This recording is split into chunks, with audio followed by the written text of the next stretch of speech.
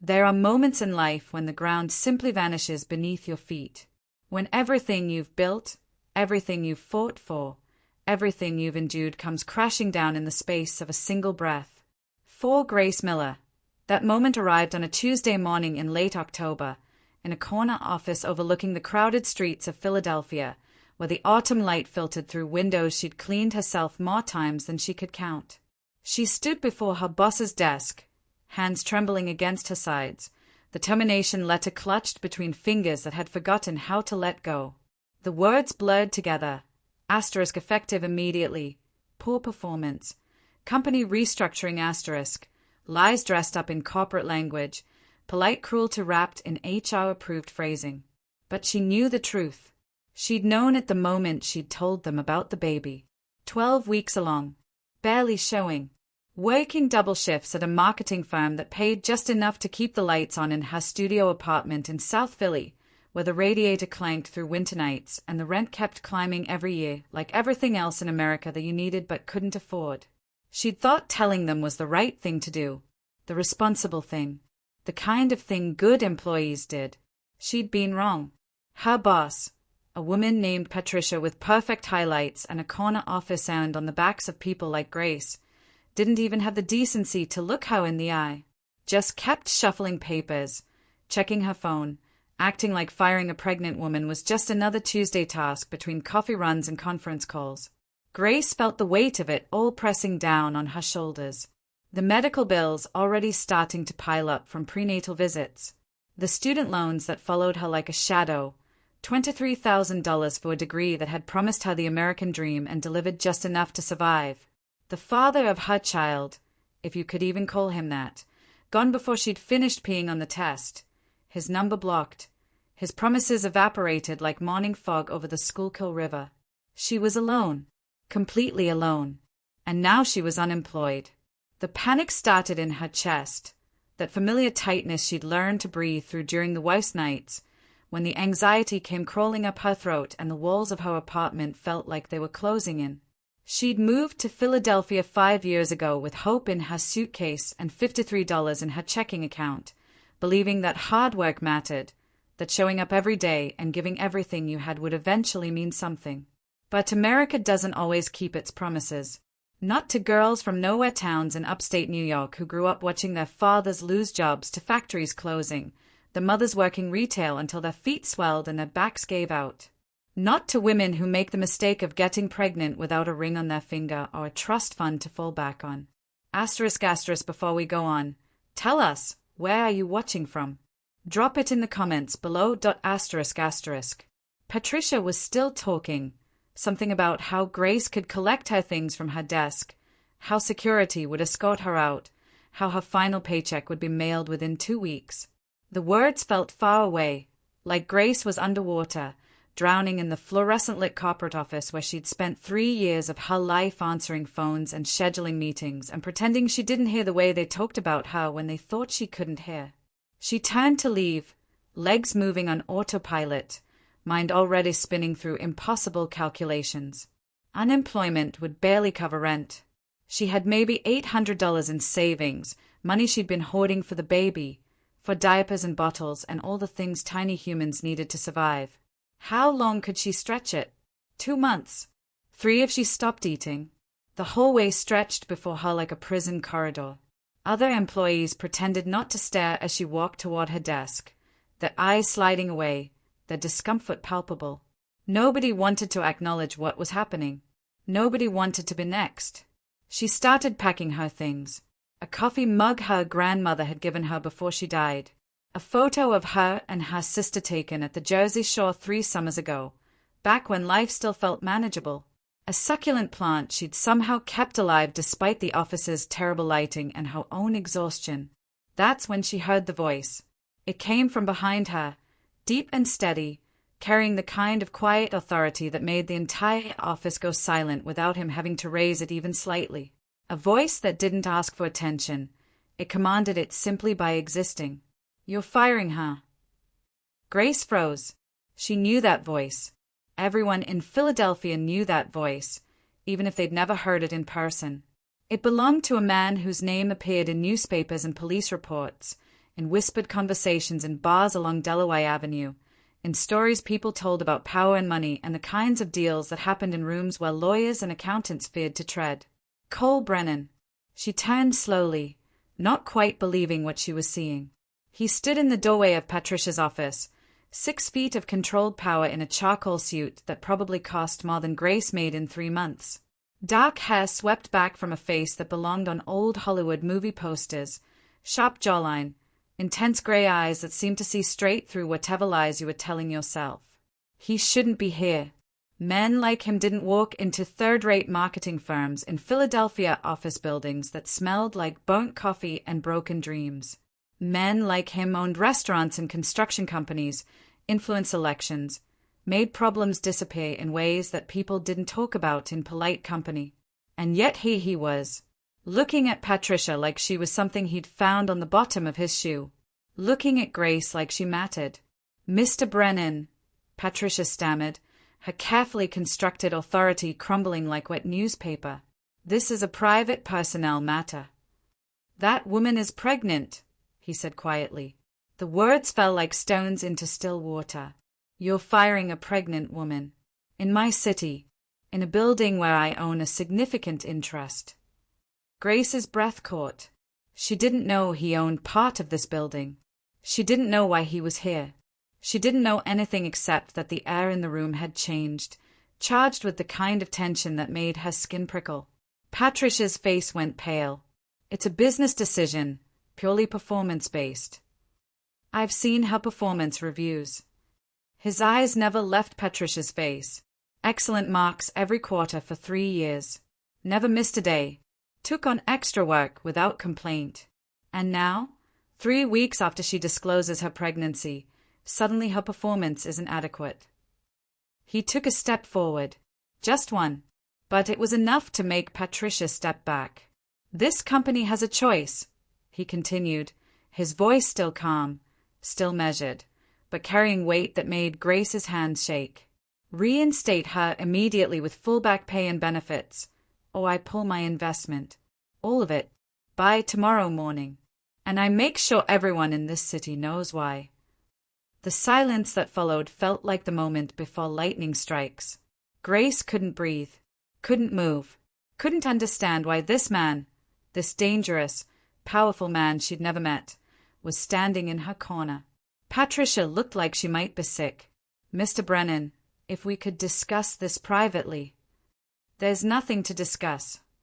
He finally looked at Grace, those gray eyes landing on her like a physical touch. "You're reinstated. With a raise. And if anyone in this office so much as looks at you wrong, you call this number." He pulled a card from his pocket, crossed the space between them in 3 strides, and placed it in her hand. His fingers brushed hers for just a second. Warm, steady, real. "Thank you," she whispered, because what else could she say? He nodded once. Then he was gone, walking back toward the elevators with the same quiet authority he'd arrived with, leaving chaos in his wake. Grace stood there, the card burning in her palm, her heart hammering against her ribs. The other employees stared openly now, shock written across their faces. Patricia looked like she'd aged 10 years in 5 minutes. And Grace felt something shift inside her chest. Not relief. Not quite. Something more complicated. Something that tasted like salvation and danger mixed together, impossible to separate. She didn't know it yet, but that moment, that intersection of desperation and power, of her breaking point and his intervention, would change everything, would set in motion a chain of events that would pull her into a world she'd only heard about in whispers, into the orbit of a man who protected what was his with the same ruthless efficiency he destroyed his enemies. She looked down at the card. Just a name and a phone number. No company, no title, just Cole Brennan. And a number she knew, somehow, she would end up calling. Grace kept the card in her wallet for 3 days before she admitted to herself that she'd memoized the number.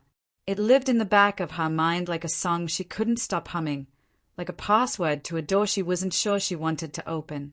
She'd traced the embossed letters with her fingertips so many times the edges had started to soften, the heavy cardstock warming under her touch. Life had returned to what passed for normal. She was back at her desk, answering phones and scheduling meetings for people who now avoided eye contact in the break room. Patricia barely spoke to her, communicating through terse emails and clipped instructions delivered by other employees. The raise had appeared in her next paycheck, $3 more per hour, which meant an extra $400 a month if she was lucky. Enough to matter, not enough to fix anything. But everything felt different now. Contaminated somehow. She'd been saved, yes. But at what cost? And more importantly, why? The question haunted her through sleepless nights in her South Philly studio, where the baby moved inside her like a secret, a promise, a countdown to a future she couldn't quite picture. She lay awake listening to sirens wail down Passyunk Avenue, watching shadows dance across her ceiling, wondering what kind of man walks into a random office building to defend a woman he doesn't know. The answer, she suspected, was the kind of man who doesn't do anything without a reason. Her sister called on Friday night. Emily, 2 years older and living in Pittsburgh with a husband who sold insurance and 2 kids who played soccer in suburban leagues that Grace couldn't imagine affording. The kind of normal, safe American life that felt like it belonged to someone else's story. "You sound tired," Emily said, concern threading through the phone line. "I'm always tired," Grace replied, which was true. Pregnancy exhaustion mixed with the bone-deep weariness of being broke in a city that never stopped asking for more. More rent, more bills, more proof that you deserved to exist in the space you occupied. Moms worried about you. Their mother, still living in the same house where they'd grown up in Binghamton, still working at the grocery store where she'd been a cashier for 23 years, still pretending everything was fine even though her knees hurt and her back ached and the American dream had quietly slipped through her fingers while she was busy trying to survive. "Tell her I'm okay," Grace said, which was a lie. But it was the kind of lie daughters tell mothers, the kind that protects everyone from truths too heavy to carry across state lines. After she hung up, Grace sat at her kitchen table, a folding card table she'd bought at a thrift store in Fishtown, and stared at the bills spread before her. Electric, water, internet, because you needed it to search for better jobs that never seemed to exist. Prenatal vitamins, a payment plan for the ultrasound she'd had last week, where she'd seen her baby's heartbeat flickering on a grainy screen and felt love and terror in equal measure. The math didn't work. It never worked. She could stretch dollars like taffy, could make ramen taste like a meal and pretend she wasn't hungry, but numbers didn't lie. By January, maybe February if she was lucky, she'd be drowning. That's when her phone rang. Unknown number. Philadelphia area code. She answered without thinking. "Hello." Grace Miller. The voice was male, professional, not Cole's but carrying the same undercurrent of authority. "Mr. Brennan asked me to reach out to you." Her heart kicked against her ribs. "About what?" "He'd like to meet with you. Tomorrow, 10 a.m. I'm sending you an address now." "I have work." "You'll be compensated for your time. A car will pick you up from your apartment at 9:30. The call ended before she could respond. A text arrived seconds later, an address in Rittenhouse Square, the kind of neighborhood where old money lived behind limestone facades and new money tried to pretend it had always been there. She should have said no. She'd have ignored the text, blocked the number, pretended none of this was happening. But desperation makes you brave in ways that safety never could. And Grace was nothing if not desperate. The car arrived exactly on time. A black town car with leather seats and a driver who didn't make small talk, just navigated the Philadelphia streets with the ease of someone who'd made this drive 1,000 times. They passed City Hall, turned onto streets lined with boutiques and cafes where people paid $12 for coffee without flinching. The building was understated. Red brick, brass fixtures polished to a mirror shine. No sign indicating what happened inside, which somehow made it more imposing than any corporate logo could have managed. Grace climbed the steps, her second-hand coat suddenly feeling shabby, her boots scuffed despite her best efforts to clean them. A man in a suit, not Cole, someone younger but cut from the same cloth, held the door open. "Ms. Miller, 3rd floor. He's expecting you." The elevator moved with the kind of silent efficiency that money bought.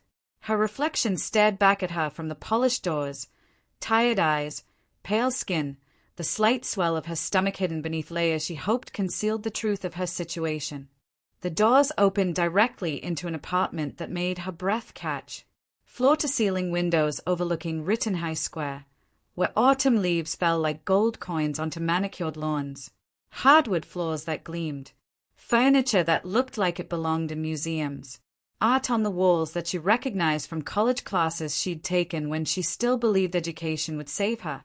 And there, standing by the windows with his hands in his pockets, was Cole Brennan.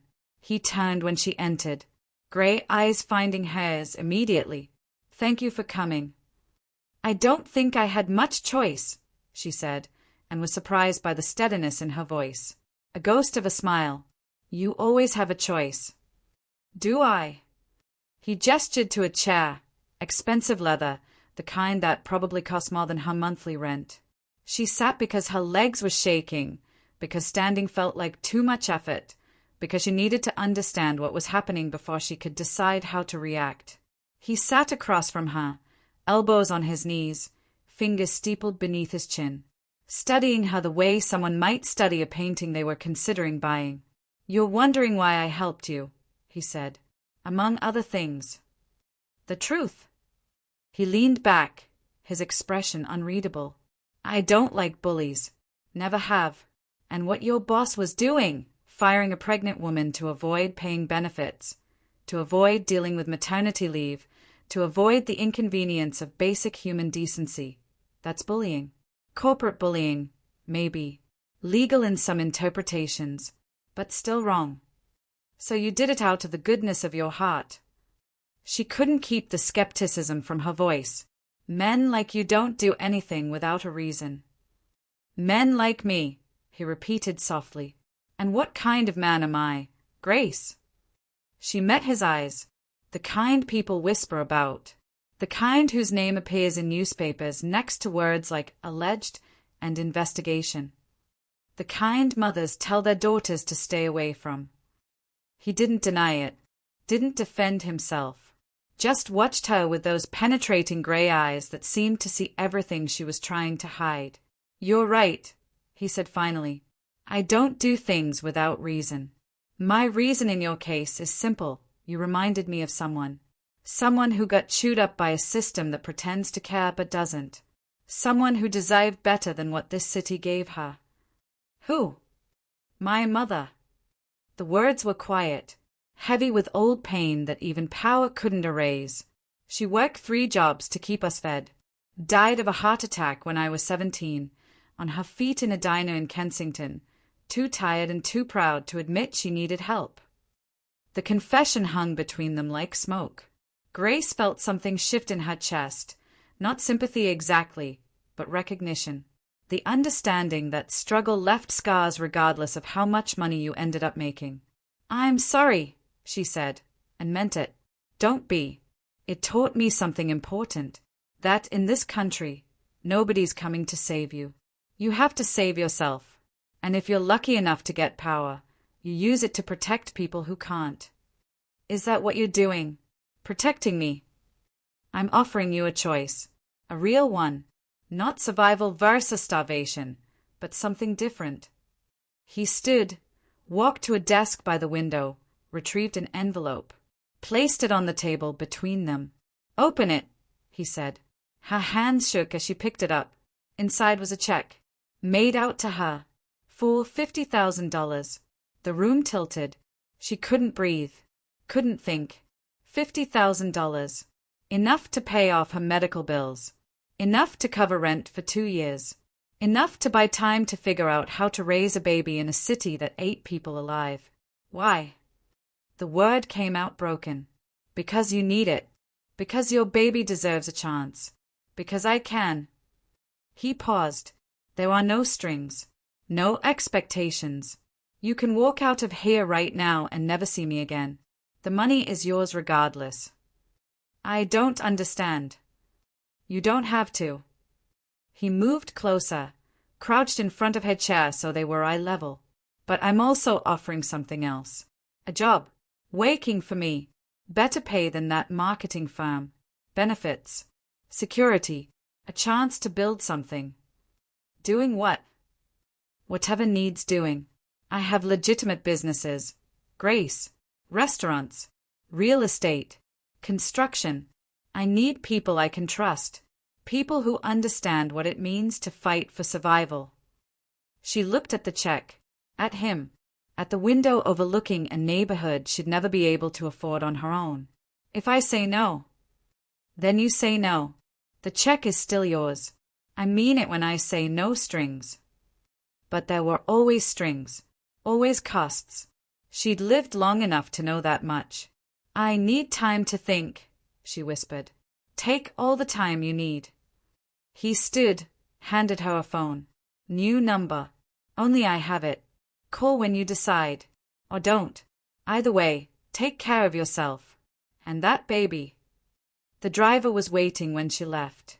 The check was in her purse. The phone was in her pocket, heavy as a promise, dangerous as hope.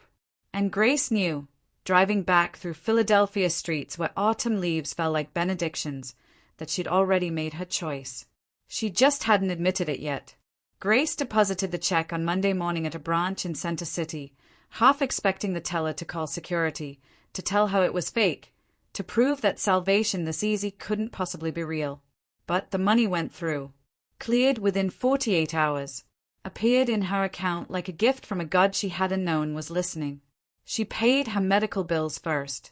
Called the hospital's billing department and spoke to a woman named Teresa who'd been sending her increasingly urgent notices about the prenatal visits, the ultrasounds, the blood work that modern pregnancy required and American healthcare charged for with ruthless efficiency. Teresa's voice changed when Grace said she was paying in full.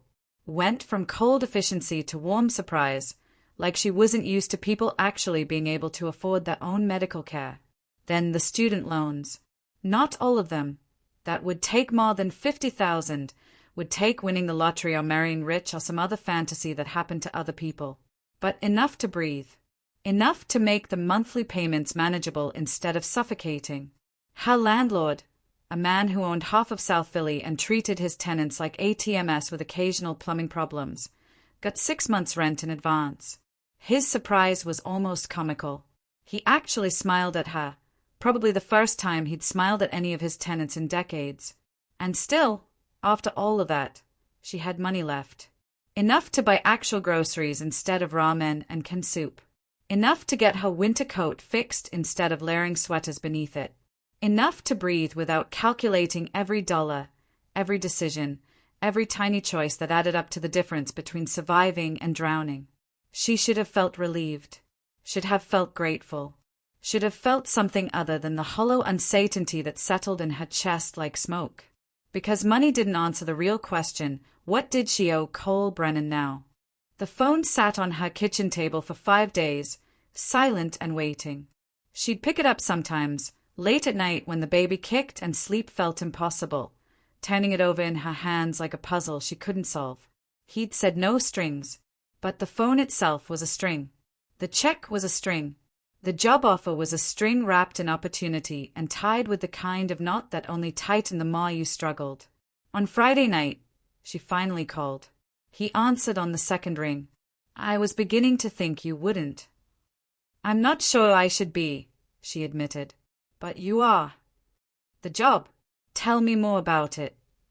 She heard him shift, imagined him in that apartment overlooking Rittenhouse Square, in spaces she couldn't afford to imagine belonging to. Have you had dinner? What? Dinner. Have you eaten? She looked at the microwave meal sitting on her counter, still frozen, still waiting. Not yet. I'll send a car. 8 o'clock. We can talk properly. I don't. Grace. His voice softened, became something almost gentle. Let me buy you a meal. No decisions required. Just conversation. She should have said no. Should have hung up. Should have recognized this for what it was, the first step across a threshold she might not be able to step back over. Instead, she heard herself say, okay. The restaurant was in Old City, tucked into a brick building that looked like it had been standing since Philadelphia was a nation's capital. No sign outside, just a red door and a host who greeted her by name, who led her through a dining room where men in expensive suits conducted business over wine that probably cost more than her weekly grocery budget. Cole sat at a corner table, jacket off, sleeves rolled to his elbows, looking more human than he had in his office. He stood when she approached, pulled out her chair, an old-fashioned gesture that made her feel both protected and uncertain. "You look better," he said. "I slept." It was true. The first real sleep she'd had in months, knowing bills were paid, knowing she had time, knowing the ground beneath her feet was at least temporarily solid. The money helped. You know it did. A waiter appeared, young and attentive, and Cole ordered for both of them without consulting the menu. Not in an arrogant way, but like someone who knew this place well enough to know what was good. The waiter disappeared without her having to make a decision, which felt like a small mercy. "The job," she said, trying to steer the conversation back to safe ground. "What would I actually be doing?" "I own a restaurant group. 6 locations across the city. High-end places. The kind where reservations matter and food critics pay attention. I need someone to manage operations, scheduling, inventory, quality control. Someone who can handle details and doesn't mind long hours. I don't have restaurant experience. You have work ethic. That matters more. I can teach you the rest." "Why me?" "Because you remind me that everyone starts somewhere. Because talent and determination matter more than pedigree. Because I think you understand what it means to work for something." He paused. "And because I'm tired of hiring people who've never been hungry, literally or figuratively." The food arrived. Dishes she didn't recognize, but that smelled like heaven. She hadn't realized how hungry she was until she started eating, hadn't noticed how long it had been since she'd tasted food that wasn't microwaved or grabbed from a convenience store on her way home from work. "This is good," she said around a mouthful that probably cost $20. "The chef's from New Orleans, trained under people whose names you'd recognize if you followed food culture." "I don't follow much culture. Too busy trying to afford rent." He smiled, a real smile that changed his face, made him look younger, almost boyish. "See, that's what I mean. Honesty. Most people in my world forgot how to be honest around the time they learned which fork to use." They talked through dinner, about Philadelphia, about the neighborhoods they'd grown up in, hers upstate where factories died and hope went with them, his in North Philly where survival was a daily negotiation.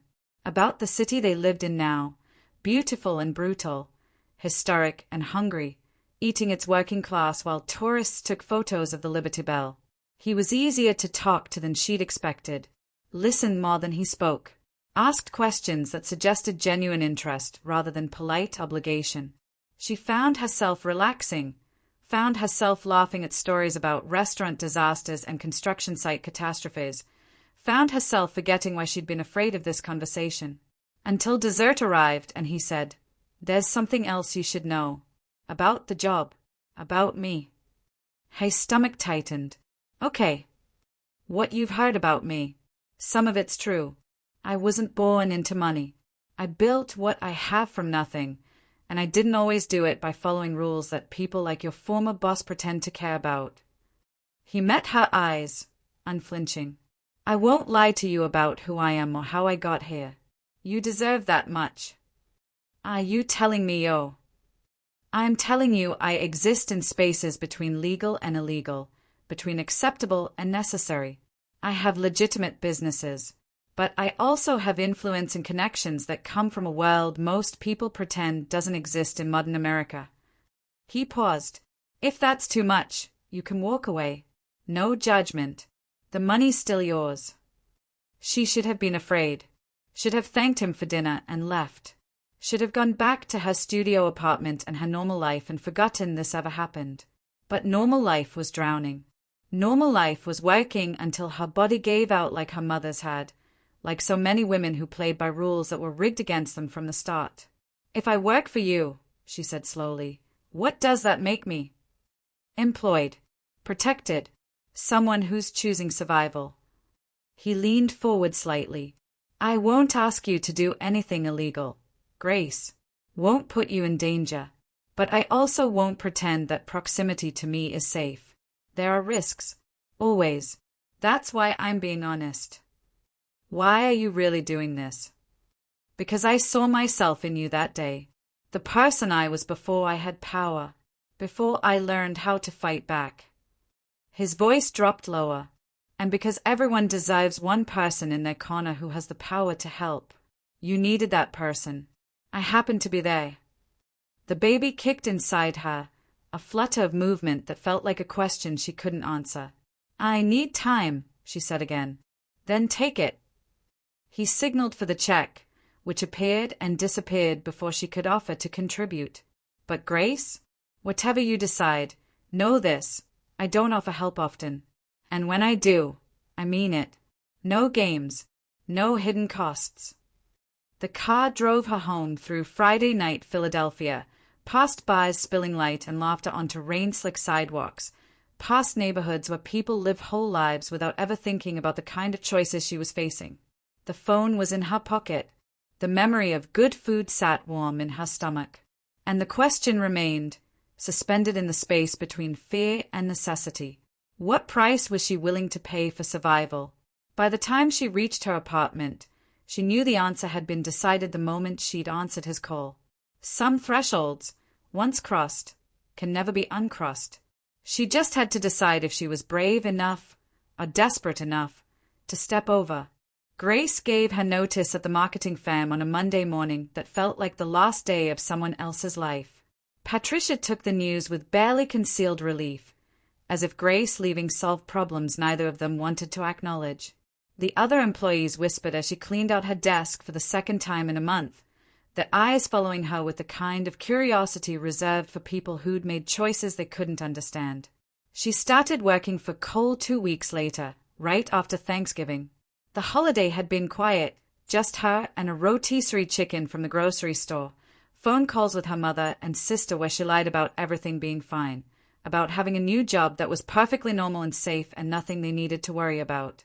The first restaurant she managed was in Fishtown, in a converted warehouse that had been gutted and rebuilt into something sleek and expensive.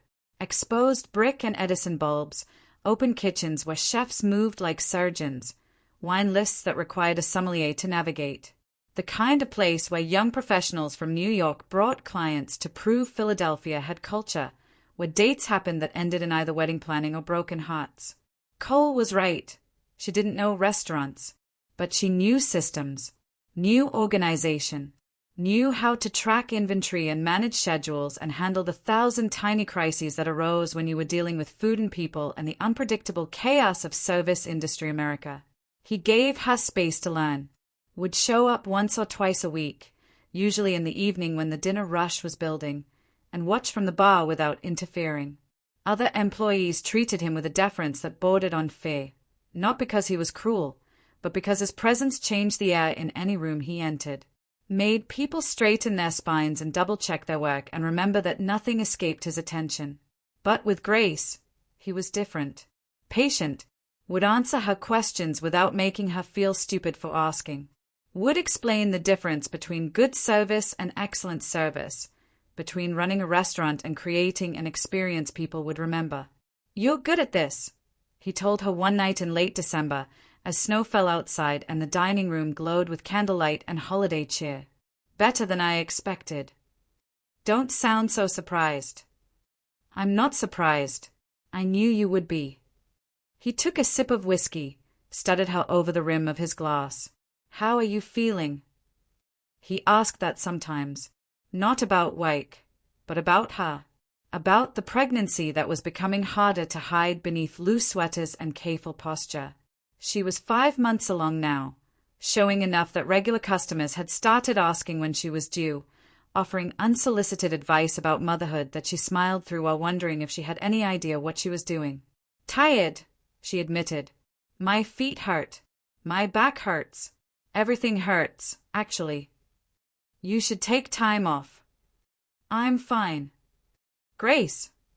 He set down his glass, fixed her with those gray eyes that saw too much. I'm not your former boss. You don't have to pretend with me. The kindness in his voice cracked something inside her.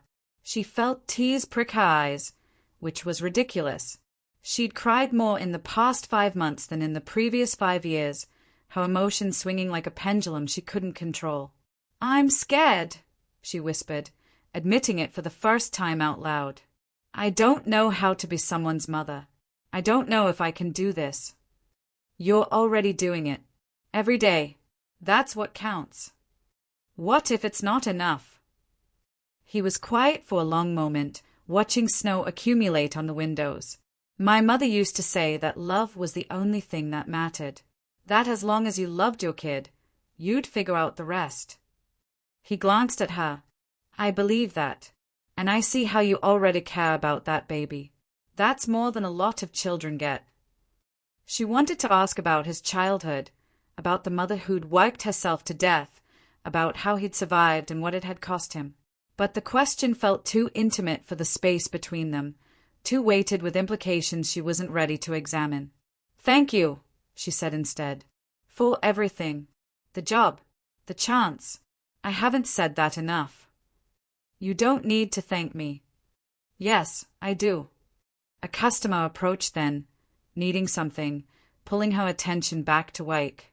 But she felt his eyes on her for the rest of the night, felt the weight of his presence like a shield between her and all the things that could go wrong. She should have been worried about that, about how quickly she was coming to rely on him, about how easily she'd slipped into his world, into routines and rhythms that felt both foreign and natural, about how the distance between employer and something else entirely was narrowing every day. But worry required energy she didn't have. And survival meant accepting help when it was offered, meant taking the life raft even if you didn't know where it was taking you. Christmas came. He closed all his restaurants on Christmas Eve, which was almost unheard of in an industry that made its biggest profits during holidays when families gathered.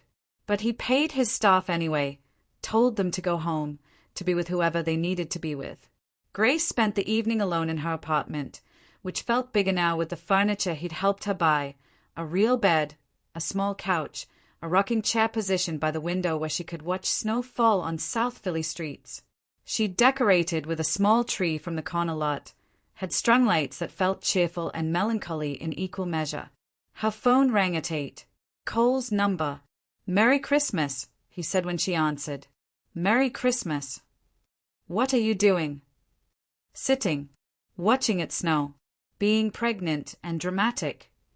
He laughed, a sound she didn't hear often enough. Want company? Her heart did something complicated. You don't have somewhere else to be. Not anywhere I'd rather be. He arrived an hour later with bags of food from one of his restaurants, prime rib and garlic mashed potatoes and vegetables that actually tasted good, which Grace was learning was a sign of expensive cooking. They ate at her folding table that suddenly felt inadequate, like her whole apartment felt inadequate with him in it, his presence making the space seem smaller and safer simultaneously. They talked about nothing important, about Philadelphia winters and childhood Christmases, about the random memories that surface during holidays when you're supposed to be grateful but mostly feel the weight of everything you've lost or never had. He told her about his first Christmas after his mother died, spent in a group home in North Philly where the tree was plastic and the presents were donated, where he'd promised himself that someday he'd have enough power that holidays wouldn't hurt anymore. Do they? She asked. Hurt less now? Sometimes, when I'm not alone. The words hung between them, intimate and dangerous. Grace felt the shift, felt the moment tipping towards something she wasn't sure how to name or if she should acknowledge. I should probably go, he said eventually, but he didn't move. Probably, she agreed, but she didn't want him to. He stood slowly, helped her clear plates she hadn't asked him to clear. At the door, he paused, his hand on the knob, his expression unreadable in the dim light. Grace, I need to tell you something. Her heart stuttered. Okay. What I feel for you. What's been happening. It's not part of any plan. It's not about obligation or control or any of the things you might be worried about. He turned to face her fully, I care about you. More than I should. More than is probably wise.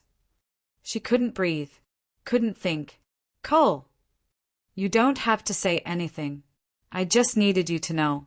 Because I don't want you to ever wonder or worry or think that what I've given you comes with expectations. He reached out, tucked a strand of hair behind her ear, a gesture so gentle it made her chest ache. You owe me nothing. Remember that. Then he was gone, out into the snow, leaving her standing in her doorway with her heart racing and her mind spinning and the baby kicking inside her like it understood something she was still trying to deny. That night, alone in the bed he'd helped her buy, in the apartment she could afford because of him, Grace admitted what she'd been fighting for weeks. She was falling for Cole Brennan, the man who'd saved her, the man who existed in shadows and wielded power she couldn't fully understand, the man who looked at her like she mattered, like she was more than just a pregnant woman he'd helped out of pity. And that realization was more terrifying than anything else that had happened since he'd walked into her office and changed her life. If this story has already found a place in your heart, don't forget to like, comment, subscribe, and check the description box below for more stories that stay long after they end. January arrived with the kind of cold that settled into Philadelphia's bones and refused to leave.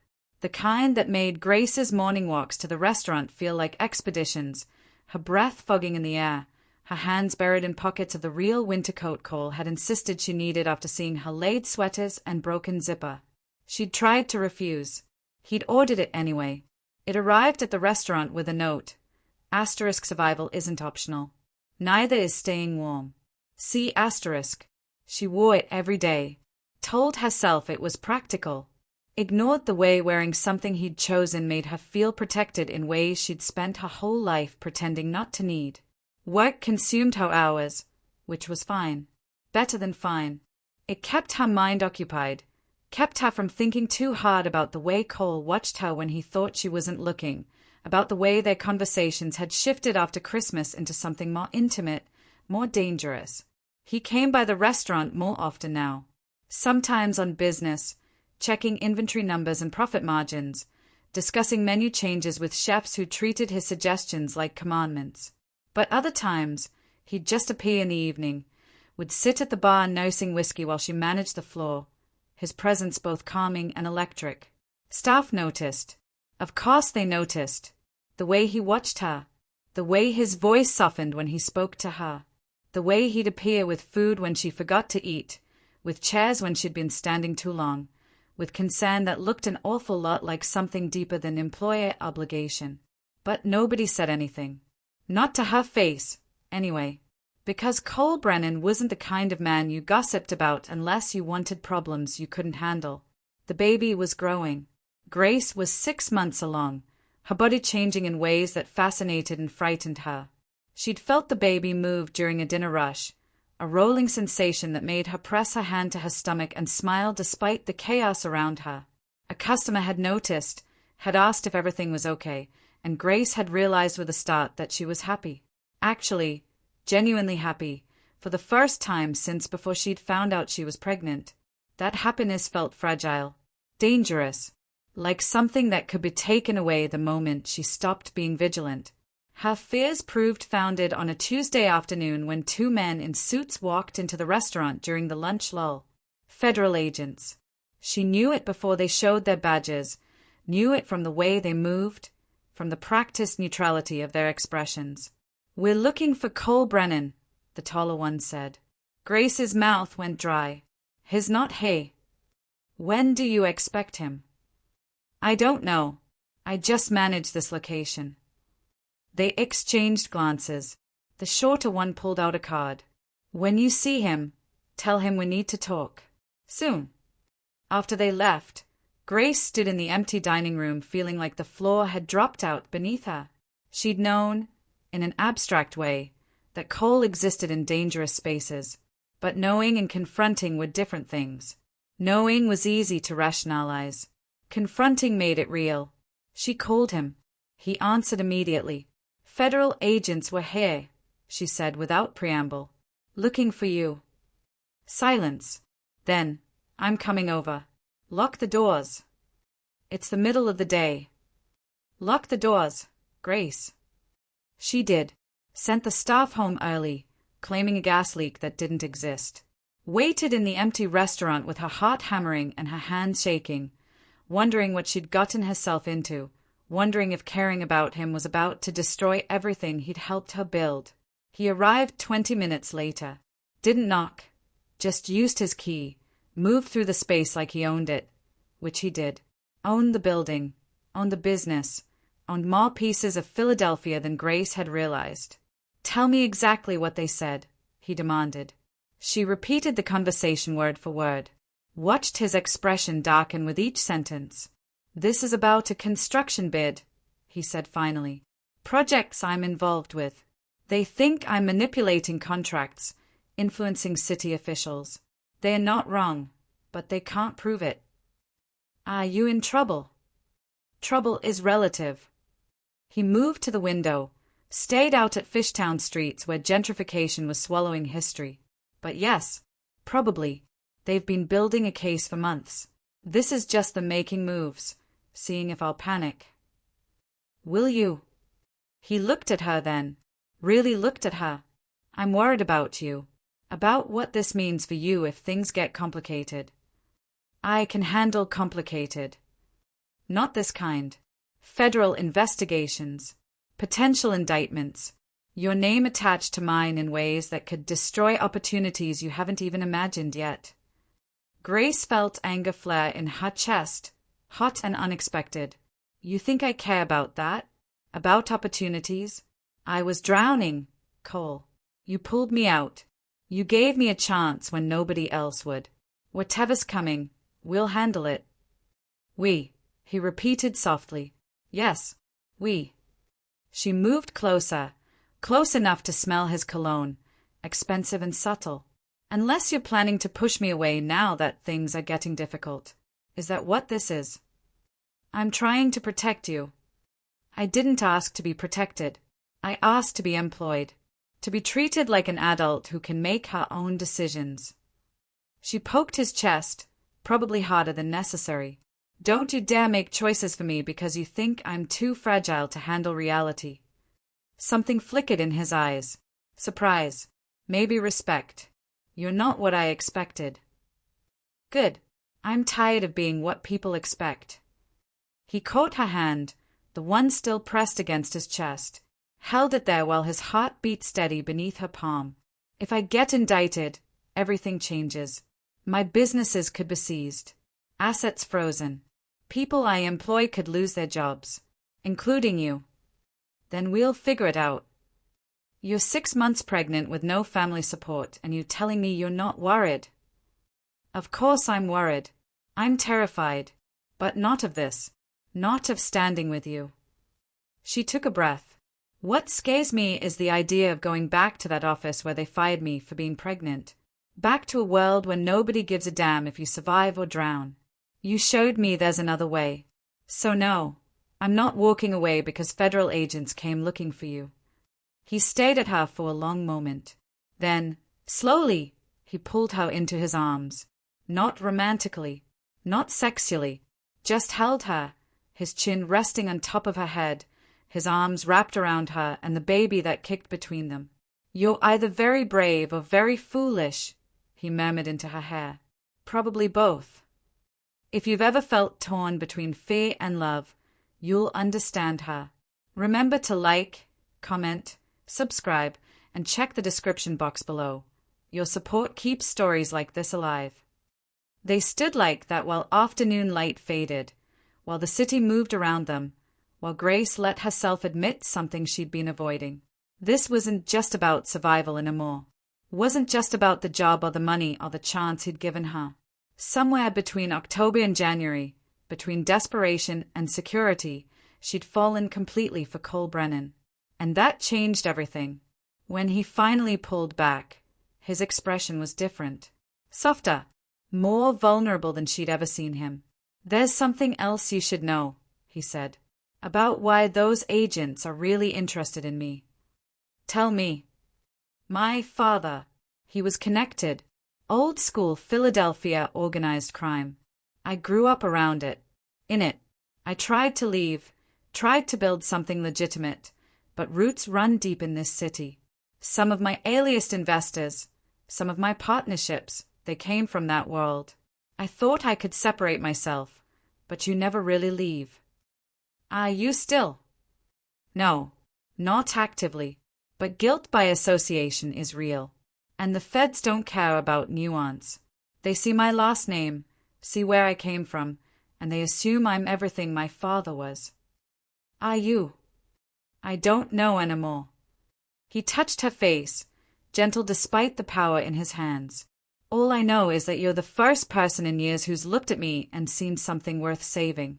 And I don't want to be the reason you lose everything you're building. Grace covered his hand with hers. Then don't be. Fight this. Fight them. Show me that the man who walked into my office and stood up for a pregnant stranger is the same man standing here now. And if I can't win, then we lose together, but at least we lose trying. He kissed her then, soft and careful, like she might break, like the baby between them was precious and the moment was sacred. It wasn't desperate or passionate. It was something quieter, something that felt like a promise neither of them could afford to make but were making anyway. When he pulled back, his forehead rested against hers. Whatever happens, he said quietly, know that you're the first real thing I've had in years. Outside, January cold pressed against windows. Somewhere in Philadelphia, federal agents were building cases and making calls. Somewhere, trouble was coming like a freight train they couldn't stop. But in that moment, in an empty restaurant in Fishtown, Grace chose to believe that love might be enough to weather what was coming, even if she was wrong, even if everything fell apart. Sometimes faith is all you have left when logic fails. The indictment came down in February, during the week when Philadelphia tried to pretend winter might eventually end. 8 counts: racketeering, money laundering, conspiracy to defraud the United States government, legal language that translated to years in prison if convicted, to the destruction of everything Cole had built since walking away from his father's world. His face appeared on the evening news. The Philadelphia Inquirer ran a front-page story with photos from his arraignment, him in a suit that cost more than most people's monthly rent, walking past cameras with the kind of controlled expression that gave nothing away. They used words like alleged crime boss and organized crime ties, painting him as everything wrong with American cities where money and power twisted together like smoke. Grace watched the coverage from her apartment, one hand on her swollen stomach, feeling the baby kick against her palm like it could sense her distress. The phone rang constantly, reporters who'd somehow gotten her number, former co-workers from the marketing firm calling with barely disguised curiosity, her mother and sister both panicking from hundreds of miles away. She ignored most of them. But when Cole called, she answered immediately. "Are you okay?" she asked. "I'm out on bail. For now." His voice sounded tired in a way she'd never heard before. "Grace, you need to distance yourself from me. Publicly. The press is going to dig into everyone connected to me, and I won't let them destroy you." "No, this isn't negotiable." "You're right. It's not. Because I'm not leaving." She started pacing her small apartment. "Whatever you think you're protecting me from, it's too late. I'm already involved. My name is already going to come up. So we might as well be honest about what this is." "What this is," he repeated carefully. "You care about me. I care about you. That baby I'm carrying." She pressed her hand harder against her stomach. "She kicks every time I talk about you. Like she knows. Like she understands that you're important." Silence on the line. Then, "The ultrasound last week. I found out. I was going to tell you when things were less."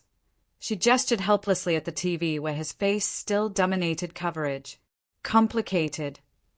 "A girl." His voice cracked slightly. "Grace. Come over. Please. We'll figure this out together." He arrived after dark, using back streets and a nondescript car instead of his usual town car with driver.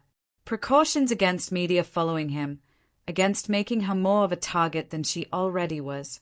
He looked exhausted, Not just physically tired, but soul-deep weary, the kind that came from fighting battles on too many fronts.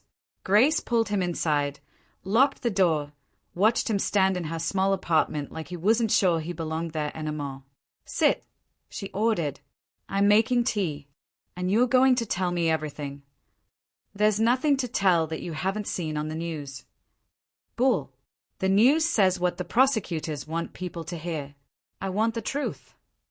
So he told her about construction contracts awarded to the lowest bidder who happened to have connections to people his father knew, about permits expedited through city officials who owed favors going back decades, about money moved through accounts that looked legitimate on paper but funded operations that weren't entirely legal. Nothing violent, nothing that hurt people directly, but enough to violate laws designed to keep men like him from having too much power. "I tried to do it right," he said, staring at his hands. "When I started building my businesses, I promised myself I'd stay clean. But this city, it doesn't work that way. To succeed here, to actually accomplish anything, you need connections. You need to know whose palms to grease, which officials to support, how to navigate systems designed to keep outsiders out. So you did what you had to do. That's not a defense. Not legally, anyway. Maybe not, but it's the truth." She sat beside him, took his hand. "What happens now?" "Trial. Probably in 6 months, maybe longer. My lawyers are good, but the evidence is solid.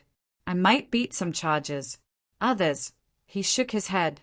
"I'm looking at 10 years, minimum. Possibly more." 10 years. The number hung in the air like a death sentence. Grace would be 36. Her daughter would be 10. Growing up without the man who'd become something like a father before she was even born. "We'll appeal," she said fiercely. "We'll fight every charge. We'll." "Grace." He turned to face her fully, cupped her face in his hands. "Listen to me. You need to walk away. Take the money I've set aside for you. It's clean, completely separate from anything they are investigating. Take it and leave Philadelphia. Start over somewhere they won't find you. Raise your daughter in a place where my name won't follow her." "Our daughter." The words stopped him cold. "What?" "You heard me. Our daughter.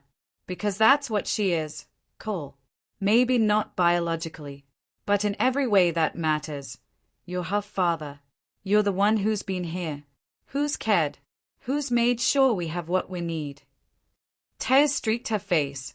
"So no, I'm not walking away. I'm not leaving you to fight this alone while I run somewhere safe. That's not who I am, and it's not the example I want to set for my daughter." He pulled her into his arms, held her while she cried, while the baby kicked between them, while the world outside kept spinning with news coverage and legal proceedings and all the machinery of American justice grinding toward its conclusion. "I don't deserve you," he whispered against her hair. "Probably not. But you're stuck with me anyway." They stayed like that until her tears dried, until the baby settled, until Grace felt strong enough to ask the question she'd been avoiding. "What do you need from me?" "Just be here, when I can see you, however long that is." He pulled back, brushed tears from her cheeks. "And let me set you up properly. Legal trust fund for the baby. Clean money that can't be touched even if they seize everything else. I need to know you're both taken care of, whatever happens to me." "Okay. That easy. I'm done arguing with you about accepting help. We're past that now." Over the next weeks, Grace learned what it meant to love someone the world was trying to destroy. Cole's restaurant stayed open, but business dropped as customers worried about association. Staff left for safer opportunities.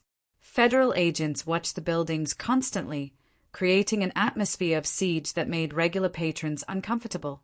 Grace kept working, kept managing, kept showing up even when reporters waited outside with cameras and questions she refused to answer. Let them wonder. Let them speculate. She had nothing to hide beyond the truth.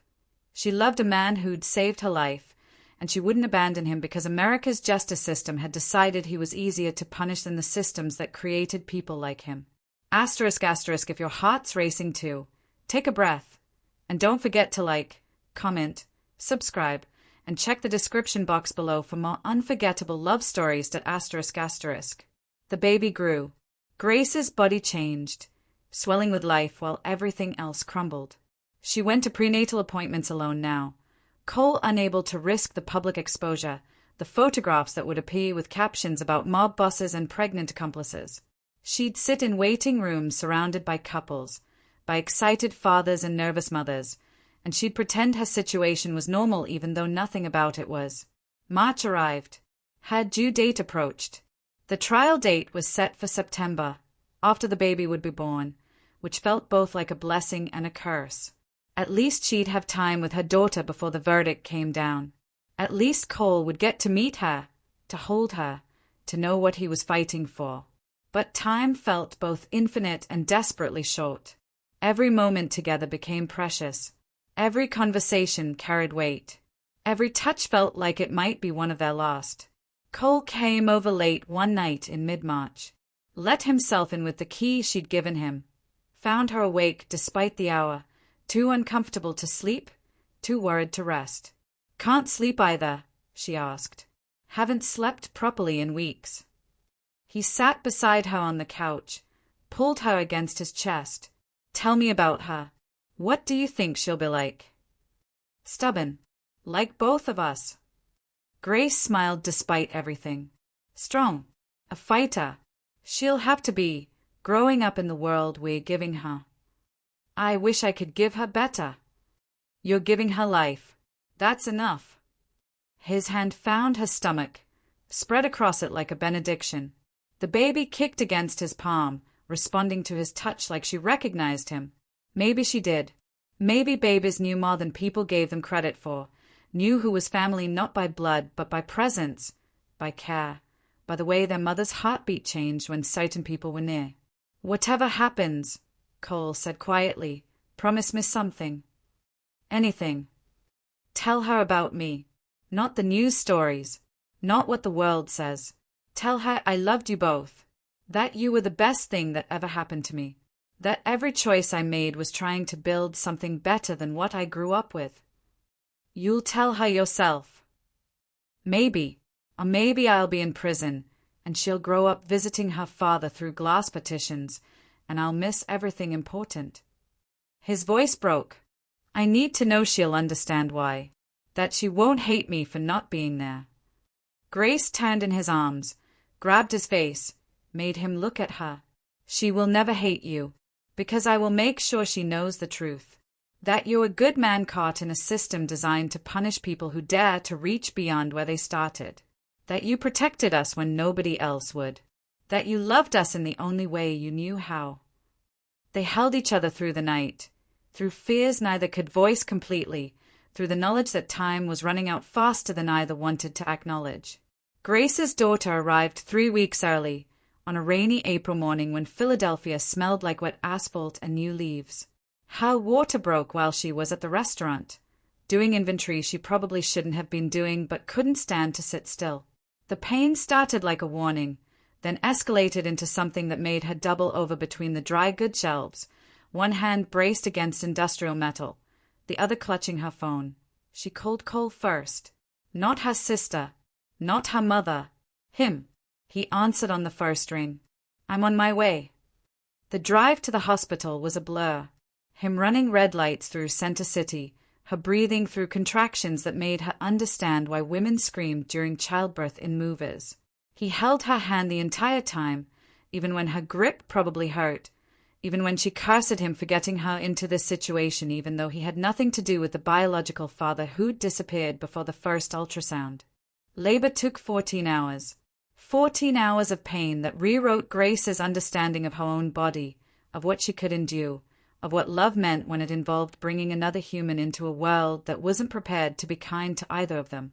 Cole stayed the entire time. Didn't leave even when nurses suggested he might want to step out. Didn't flinch when she screamed or cursed or cried through the worst of it. And when the baby finally arrived, 7 pounds, 6 ounces, with a full head of dark hair and lungs that announced her displeasure at being evicted from the warm safety of Grace's body, He was the one who cut the umbilical cord, his hand shaking slightly, his eyes bright with tears he didn't bother hiding. "She's perfect," he whispered, watching nurses clean and measure and wrap the baby in hospital blankets printed with tiny footprints. "Absolutely perfect." Grace named her Hope. Hope Catherine Miller. Not after anyone in particular, but because hope was what had kept Grace alive through the worst of the past year, what had made her believe survival was possible even when logic said otherwise. And because every baby born into an uncertain world was an act of hope, a declaration that tomorrow might be better than today even when evidence suggested it wouldn't be. Cole held hope for hours that first day. Sat in the uncomfortable hospital chair with this tiny human cradled against his chest, looking down at her like she was the most important thing in the universe. Which maybe she was. Maybe every baby was the most important thing, at least to the people who chose to love them. "Thank you," he told Grace at one point, his voice thick with emotion. "For what?" "For letting me be here. For this. You earned it. By being here. By staying when you could have run." Visiting hours ended eventually. He had to leave, though he clearly didn't want to. Kissed Grace's forehead, then Hope's, lingering over both like he was trying to memorize the moment before it slipped away. "I'll be back first thing tomorrow," he promised. He kept that promise. Showed up when visiting hours started. Stayed until they ended. Brought food she actually wanted to eat. Helped when Hope wouldn't stop crying. Changed diapers with the clumsy competence of someone learning on the job. The nurses started calling him Dad, and he didn't correct them. Neither did Grace. They went home after 3 days. Not to Grace's studio apartment, but to a townhouse in Rittenhouse Square that Cole had bought and furnished without telling her. 3 bedrooms. A nursery painted soft yellow with a crib that probably cost more than Grace used to make in a month. A kitchen with appliances that actually worked. Windows that let in light without traffic noise. "You can't," she started. "Already done. The title is in a trust for hope. Can't be touched by federal prosecutors even if they seize everything else. You both need a home. This is it." Grace wanted to argue. Wanted to maintain some independence. Some pride. But she was exhausted down to her bones, and the townhouse was beautiful, and Hope was crying, and sometimes accepting help was the bravest thing you could do. They fell into a routine.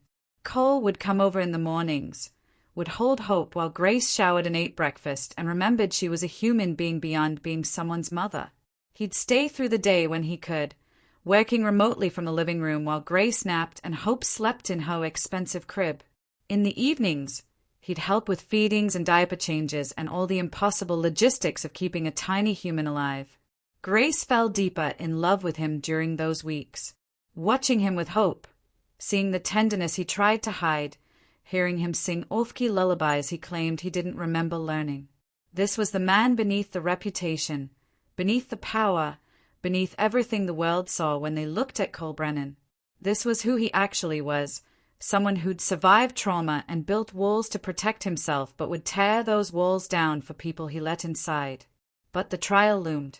May became June. Legal proceedings accelerated.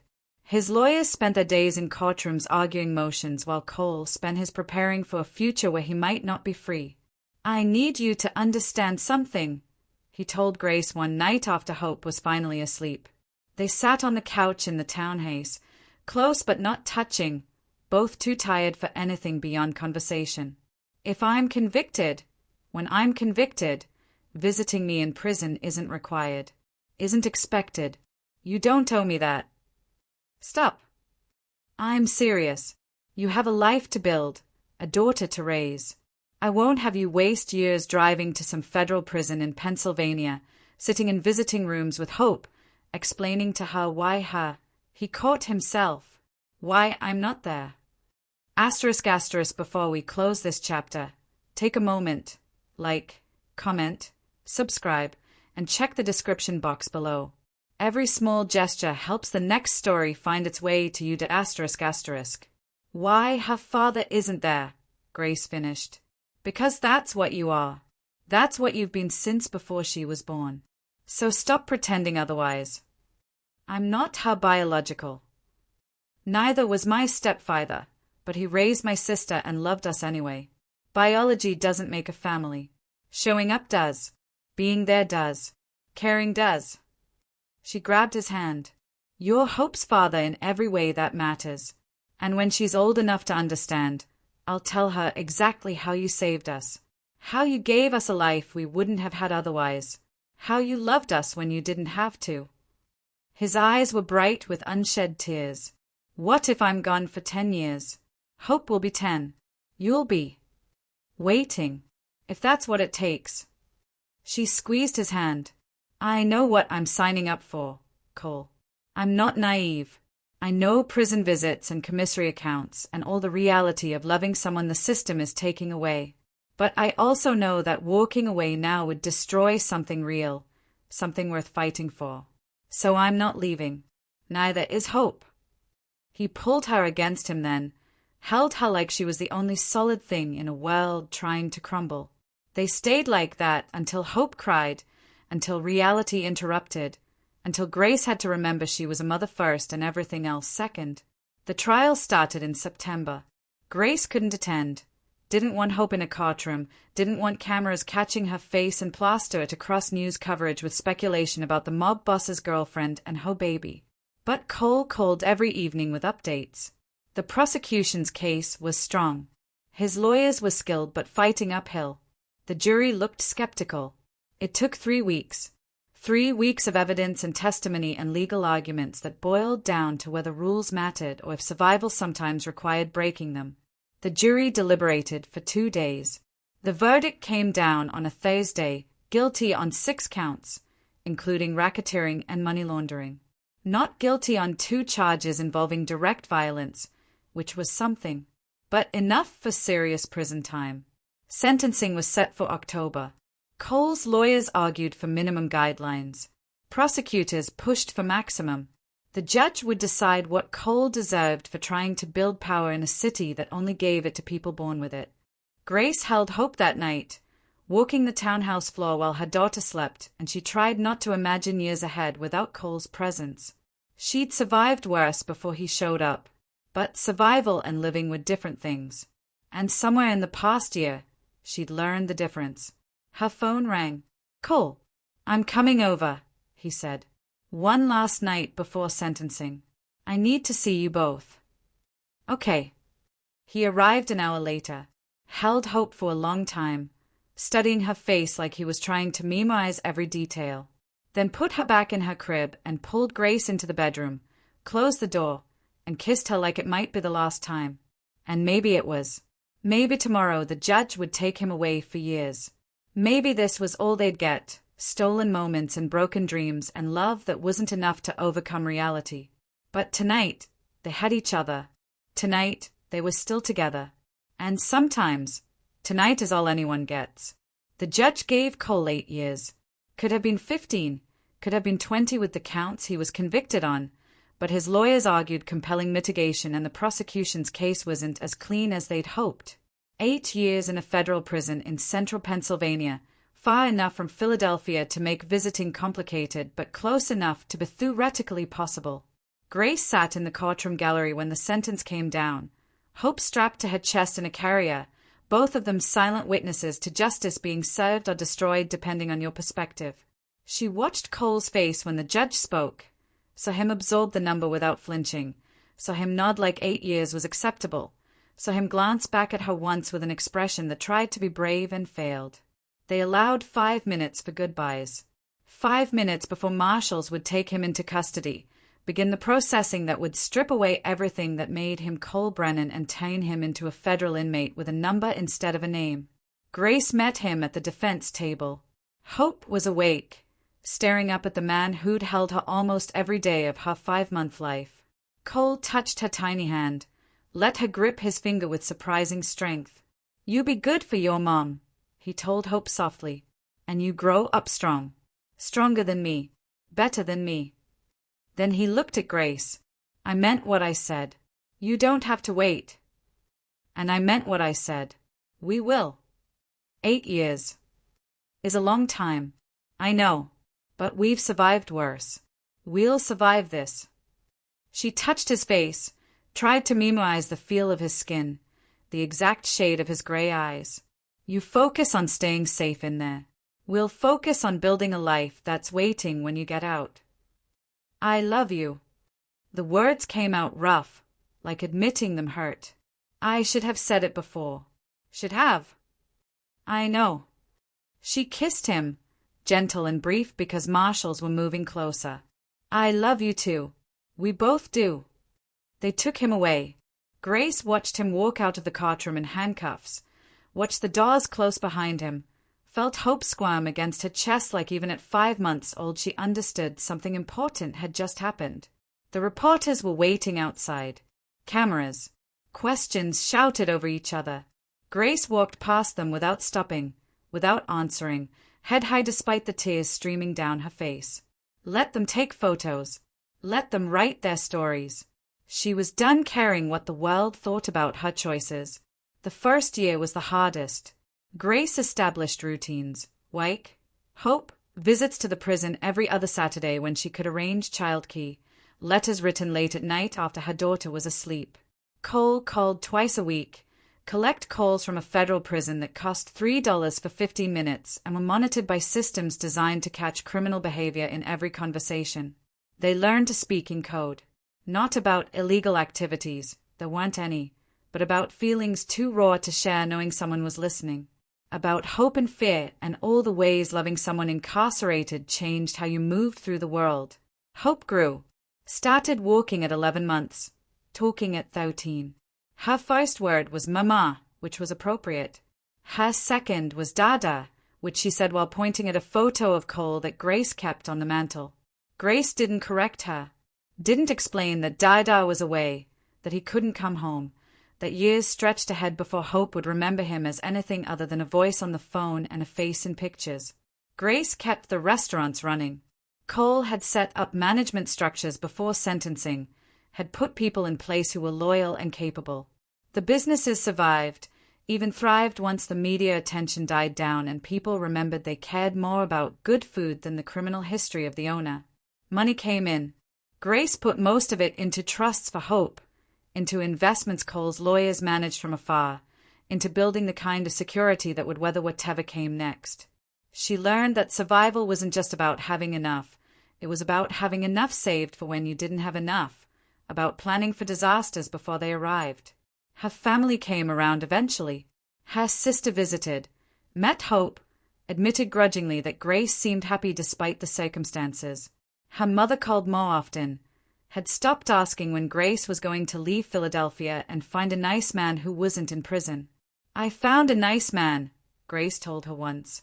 He just made mistakes the system decided to punish severely. 8 years isn't severe.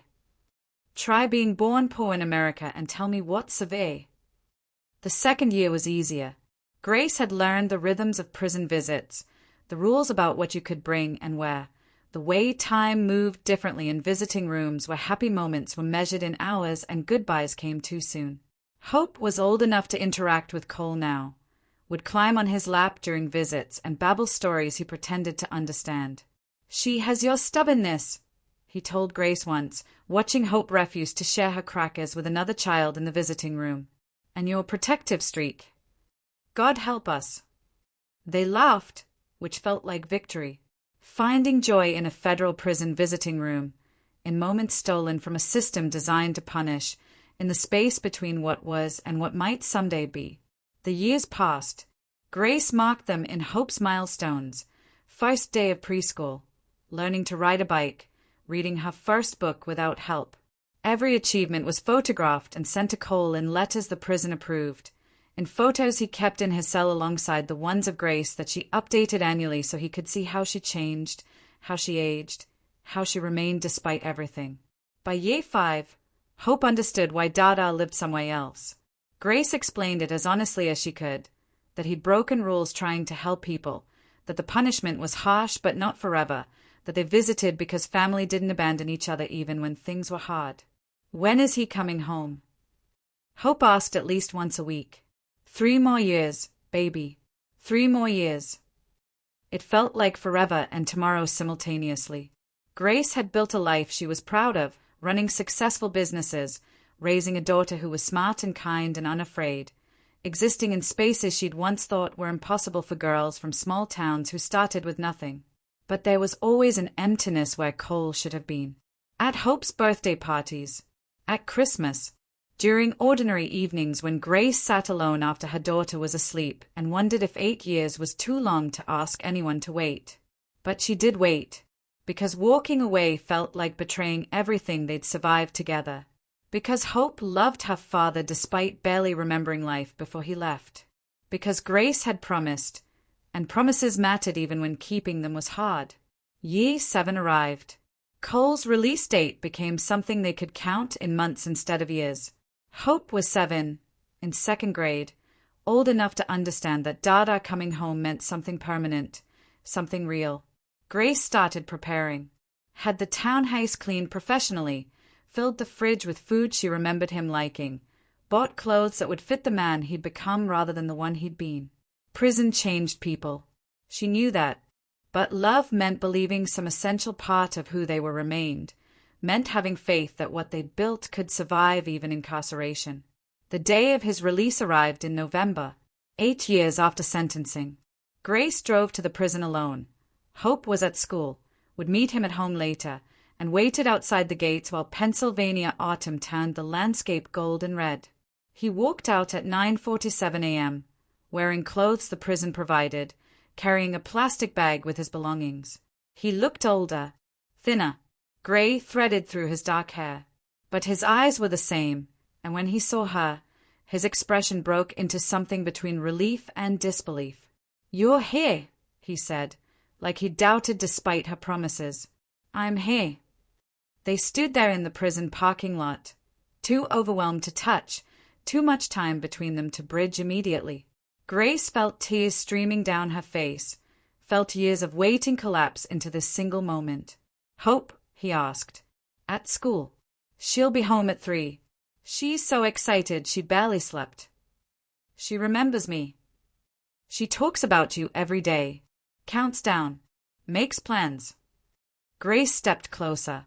"She knows you're her father, has never questioned it, never doubted." He pulled her into his arms then, held her like she was the only real thing in a world that had become abstract behind bars.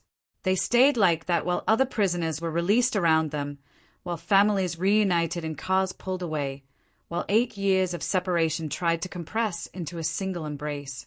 "Thank you," he whispered into her hair, "for waiting, for staying, for everything. Thank you for coming back."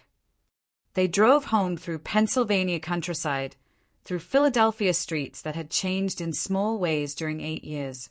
Grace pointed out new buildings, closed businesses, the ways the city had evolved without him. He listened quietly, absorbing changes, trying to reconcile memory with reality. The townhouse looked the same.